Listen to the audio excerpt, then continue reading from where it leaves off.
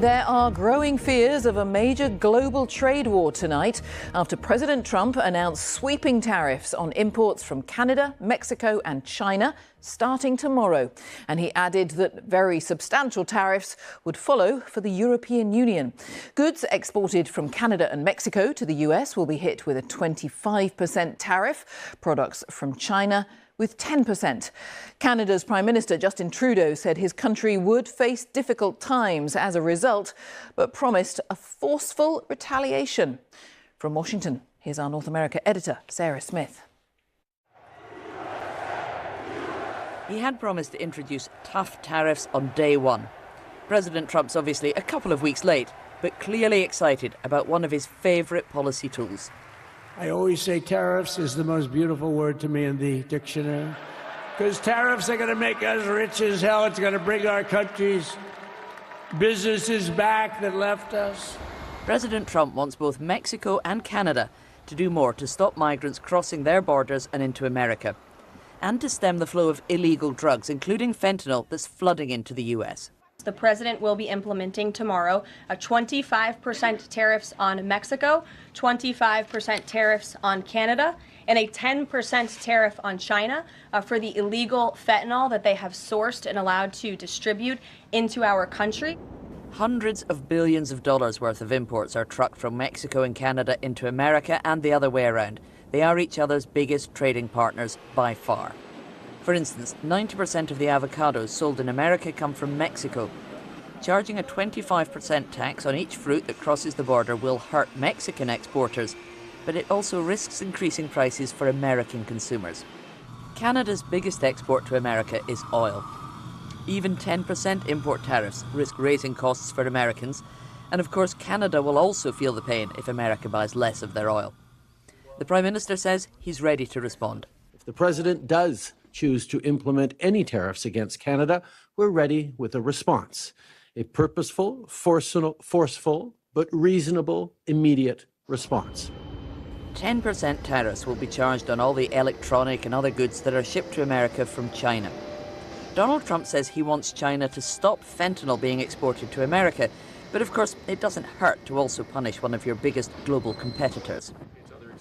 Donald Trump firmly believes he is the world's best negotiator and appears confident that punishing tariffs will force other nations to do what he wants.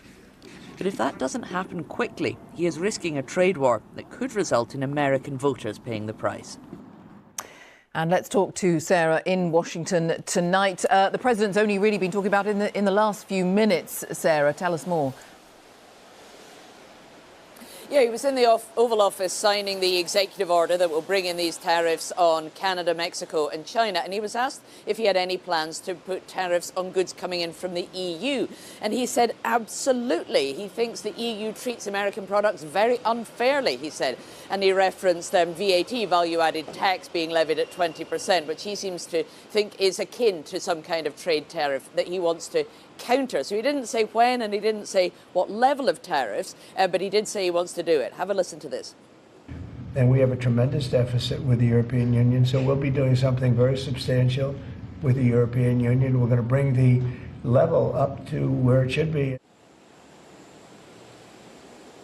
Now, the level of tariffs he's talking about, 25% against Mexico and Canada, 10% on China, these are huge. This is not the normal level at which countries tend to operate when they're doing these trade negotiations. And of course, it's actually about Donald Trump trying to enforce an entirely different policy on the border with these countries asking for their cooperation. So this is something pretty new, and it could be risky. I mean, he said whilst he was in the Oval Office there that there is a chance that the costs will be passed on to consumers. And he knows that if anything he did was to increase prices in America, put inflation up, that would be very, very dangerous for his popularity. So I wonder if he's trying to make a case that this will be done very quickly. If he gets what he wants from Canada, Mexico and China, then these tariffs won't have to be in place for very long and he won't risk putting the costs up for American consumers.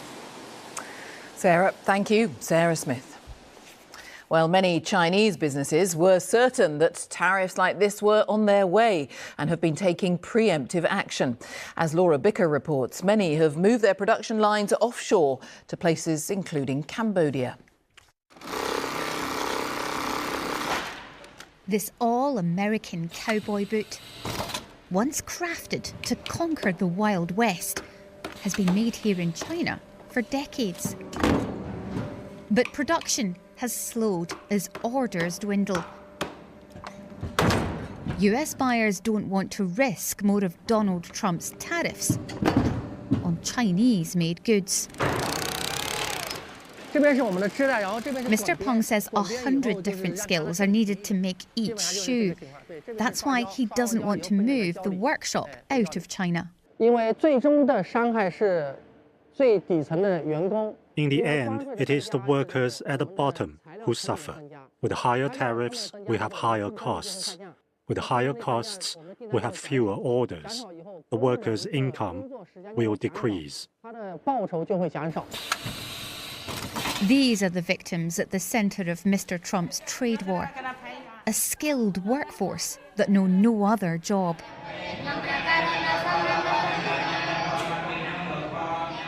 Other Chinese companies, however, are on the move. Parts of Cambodia have given itself to Beijing. Half the country's investment now flows from China. These clothes are heading to US firms like Walmart and Costco. The factory and its workers are in Cambodia, but most of the materials still come from China. Huang Zhaodong shows off his newly built factory in Phnom Penh as he gets ready for larger orders. Factories along the whole supply chain are relocating. As a result, lots of Chinese companies are investing in Cambodia and Southeast Asia. This factory is hiring hundreds more workers as profits soar. Successes like this one increase China's footprint across Southeast Asia. Chinese firms have been coming here for over a decade, but that is now accelerating. Around 90% of all garment factories in this country are now Chinese run or Chinese owned. President Trump's tariffs have not stopped China's rise. Beijing has simply gone elsewhere to do business. US-bound crates now ship from Cambodia as China navigates its way through this trade war. It may be losing some money in this battle, but it is gaining power and influence.